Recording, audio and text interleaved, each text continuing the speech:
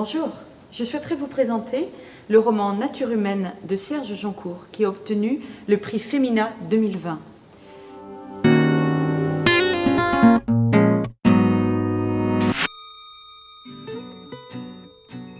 Ce roman nous parle du monde rural en profonde mutation à travers le prisme d'une famille, la famille des Fabriers, depuis le début des années 80 jusqu'à la fin de 1999. Alexandre, le fils aîné de cette famille, doit reprendre l'exploitation familiale.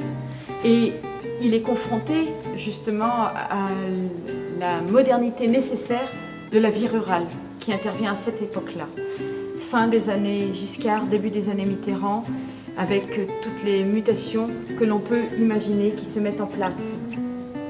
Le désenclavement de la campagne pour la construction des autoroutes, l'arrivée du téléphone, le développement du nucléaire, le développement des hypermarchés, la publicité qui vante les produits, la mondialisation. C'est de tout cela dont il est question dans ce roman. Ce roman, je dirais, ressemble un petit peu à une diatribe de la part de Serge Joncour qui voudrait dénoncer la mondialisation ainsi que l'hypermobilité, la montée des nationalismes également. Il semble vouloir nous dire à nous lecteurs, mais revenons au bon sens paysan, à une forme de simplicité, au respect de la terre sans l'utilisation de produits phytosanitaires. Ce roman est un peu militant et fait du bien. Il dénonce un monde hypnotisé par la modernité. Je voudrais vous lire un passage où le père Fabrier, donc qui est l'agriculteur de cette ferme, rencontre Édouard, qui est un photographe parisien, qui débarque de la capitale pour prendre en photo le jambon de la famille Fabrier et en faire du marketing. Et j'ai l'impression que vous ne l'aimez pas beaucoup, mon jambon. Vous savez, Édouard, je vous respecte. Grâce à vous, ma fille a un vrai travail. Elle apprend beaucoup de choses et gagne sa vie.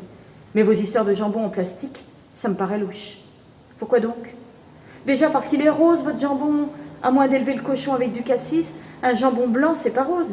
Et puis pour pouvoir rester des semaines comme ça dans le plastique, il doit être gavé de nitrates, de colorants, d'arômes.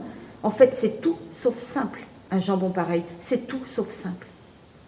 Le père était bien placé pour savoir que les choses simples en matière d'élevage, ça devenait de plus en plus compliqué. Déjà parce que les petites boucheries fermaient les unes après les autres, depuis que les mammouths et les euromarchés poussaient un peu partout. Et ensuite parce que les gens n'achetaient plus que de la viande préemballée en regardant le prix, sans jamais se poser la question de son origine. Je vais vous dire, Édouard, les choses simples comme vous dites, c'est bien joli, mais ça n'existe plus.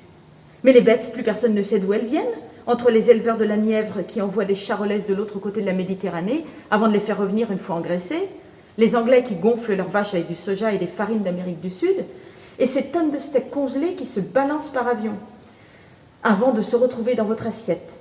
Alors ce monde-là, croyez-moi, il est tout sauf simple. Mais Jean, c'est le sens de l'histoire, faut s'ouvrir au monde. Regardez vos filles, c'est en bougeant qu'elles ont trouvé du boulot. Même votre fils qui est resté là, il est amoureux d'une Allemande.